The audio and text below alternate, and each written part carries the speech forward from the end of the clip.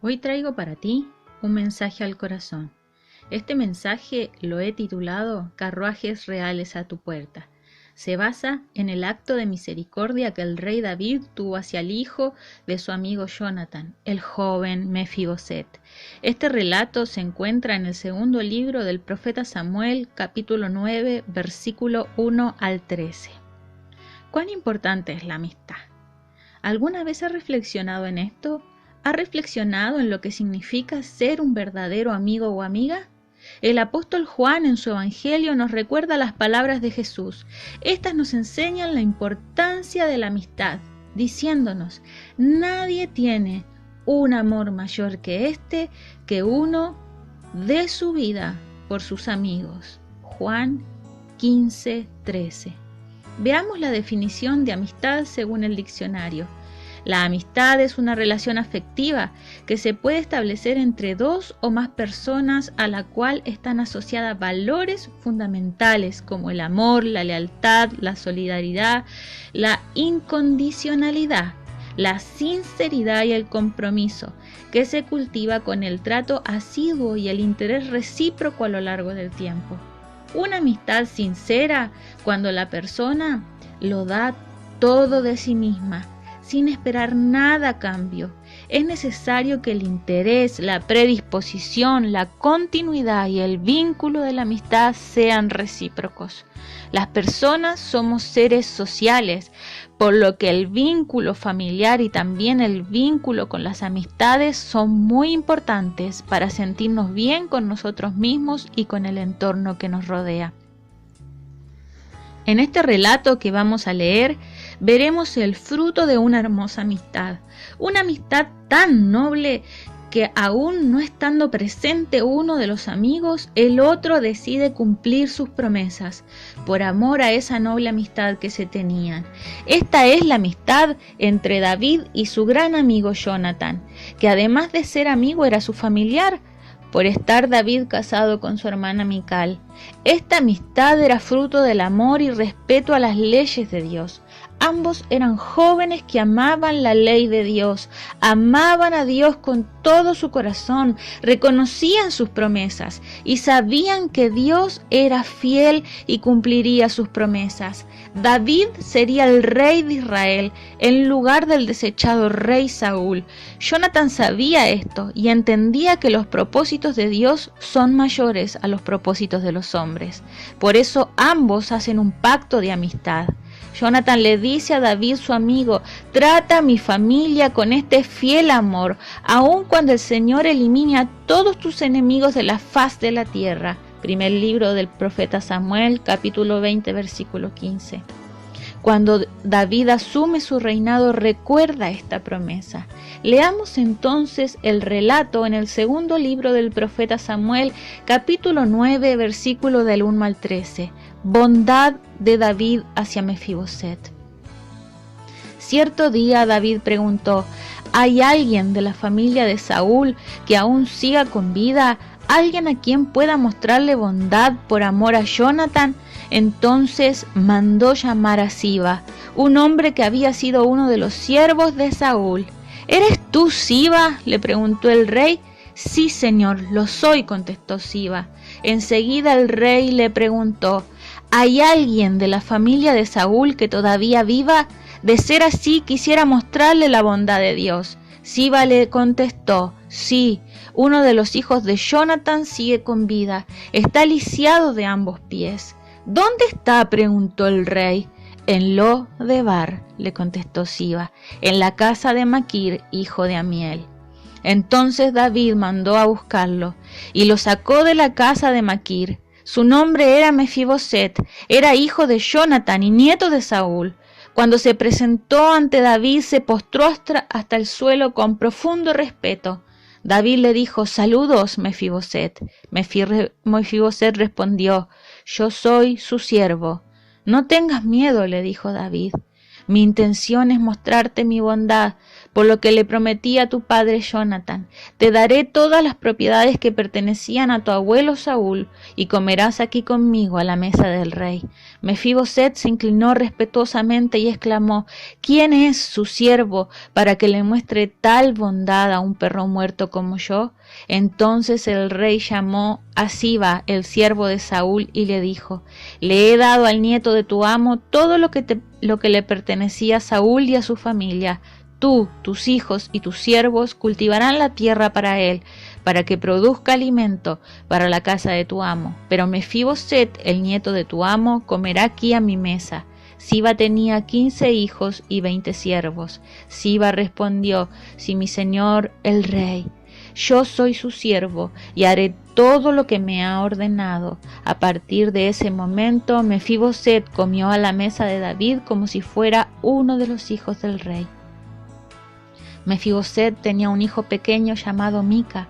A partir de entonces, todos los miembros de la casa de Siba fueron siervos de Mefiboset, y Mefiboset, quien estaba lisiado de ambos pies, vivía en Jerusalén y comía a la mesa del rey.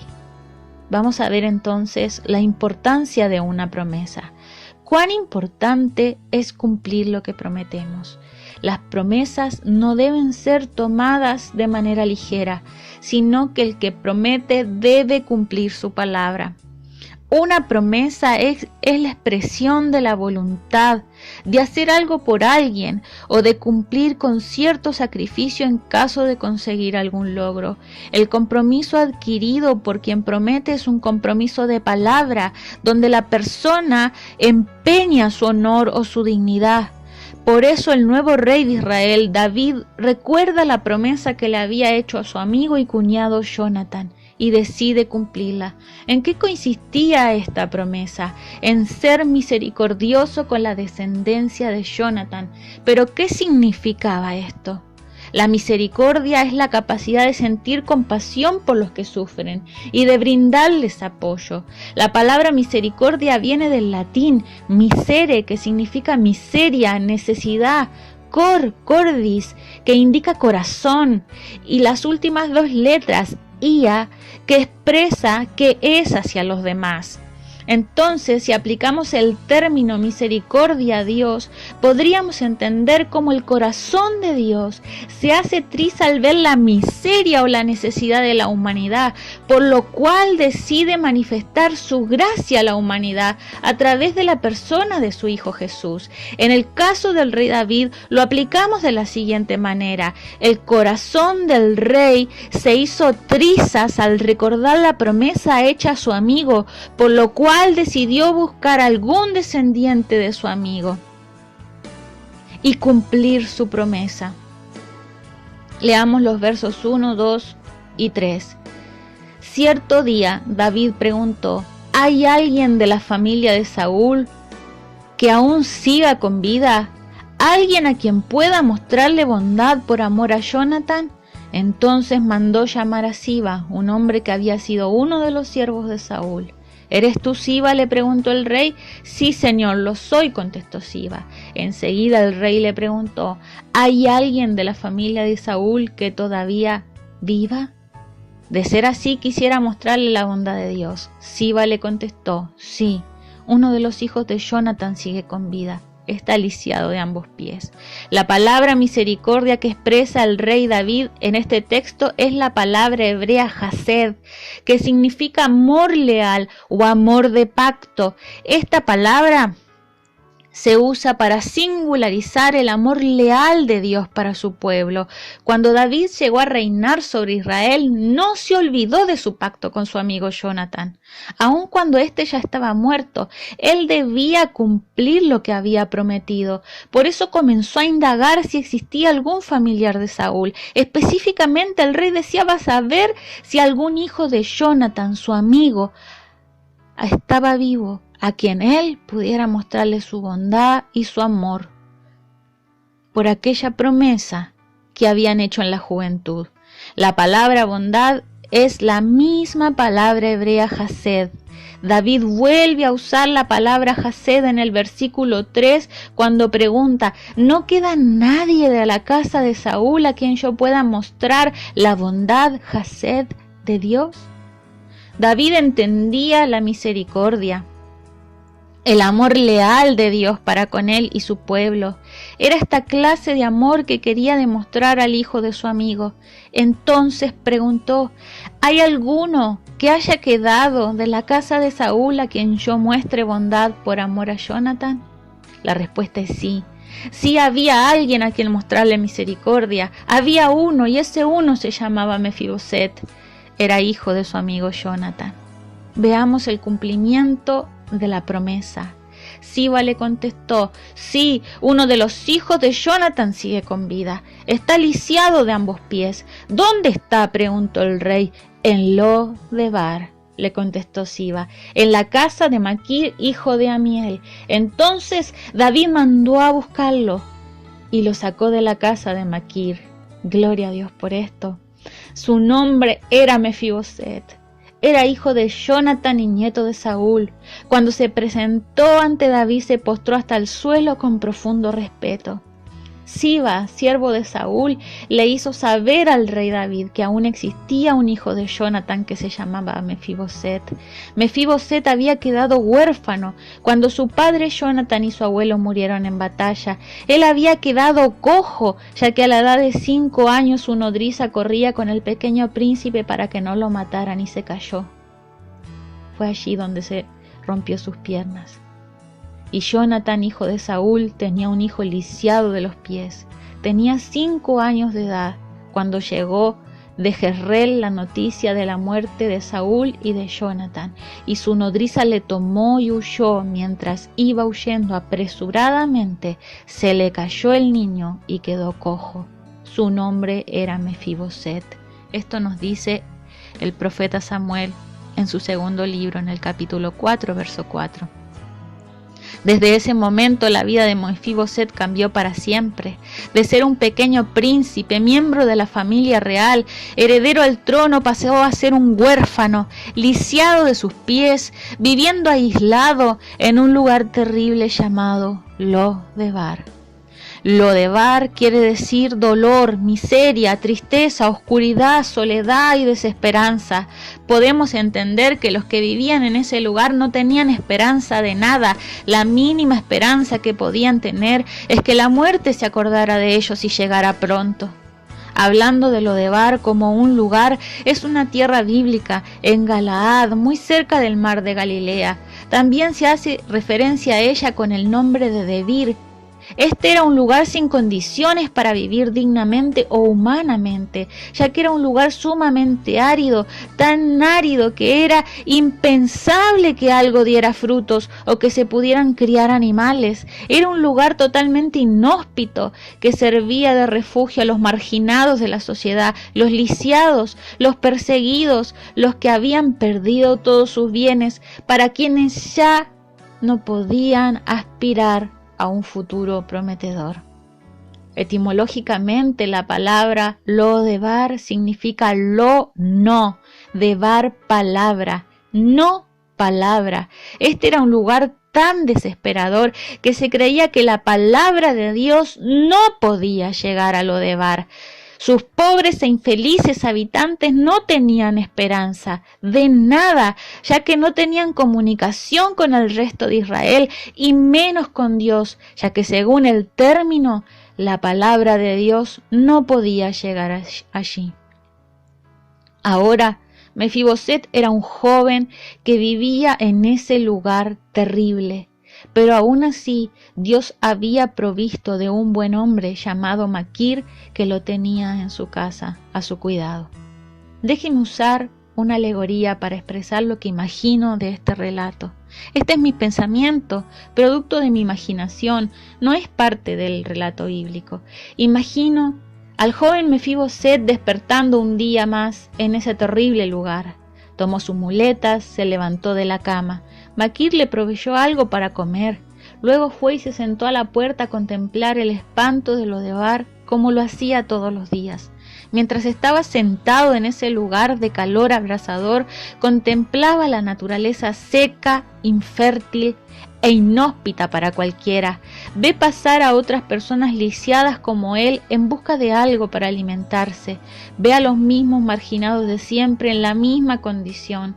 Siente el calor, el olor feo de ese lugar desesperante y piensa para sí: «Oh muerte, llega pronto y quítame este sufrimiento». Sin embargo, ese día parece ser diferente. A lo lejos ve una nube de tierra, una polvareda inmensa y una conmoción en Lo-debar. Ve que los marginados, los mendigos, los lisiados se levantan a mirar. La gente sale de sus pequeñas casas a ver qué sucedía, ya que eso nunca pasa en Lo-debar. Nadie afuera entra allí, pero ese día era distinto. De pronto ven un carruaje real llegando a Lo-debar. Todos desean una buena noticia. El carruaje real para frente a la puerta de la casa de Makir. Se baja un mensajero del rey y pregunta: ¿es aquí la casa de Makir? Sí, responde Makir, esta es mi casa. ¿Vive aquí el príncipe Mefiboset? ¿Príncipe? Se empieza a correr la voz en Lo-debar que el lisiado de la casa de Makir, que siempre estaba sentado a la puerta, era un príncipe. Sí, está aquí, respondió Makir. Entonces el mensajero le dice: ¿dónde está Mefiboset? Makir lo trae, lo presenta y el mensajero pronuncia las célebres palabras que nunca se oían en Lo-debar, pero que cambiarían la vida de Mefiboset para siempre. Mefiboset, el rey te mandó a llamar. Con ayuda, Mefiboset se sube al carruaje y se marcha con el mensajero. Sin decir una palabra, mira hacia afuera y ve ese lugar inhóspito en el que vivió tantos años, del cual se está despidiendo para siempre. No tenía certeza para qué lo llamaba el rey, si para matarlo o para hacerle un bien, pero lo que sí era claro que ya no volvería a Lo-debar, a ese lugar de tormento, el lugar de lo que pudiera haber sido y no fue, el lugar del fracaso, el lugar de la frustración, donde se pierde la fe, se pierde la esperanza, donde la angustia es el pan de cada día y no hay fruto, donde esperar la muerte es algo de lo más alentador. Ya no estaba allí, iba en un carruaje a encontrarse con un rey. Ve poco a poco cómo Lo-debar desaparece de su vista. Lo-debar ya quedó atrás. Veamos entonces la consecuencia de la promesa. Mefiboset fue traído al palacio del rey. Era natural que Mefiboset sintiera miedo, sintiera mucho temor al presentarse ante David. Lo más probable es que pensara que David lo buscaba para quitarle la vida.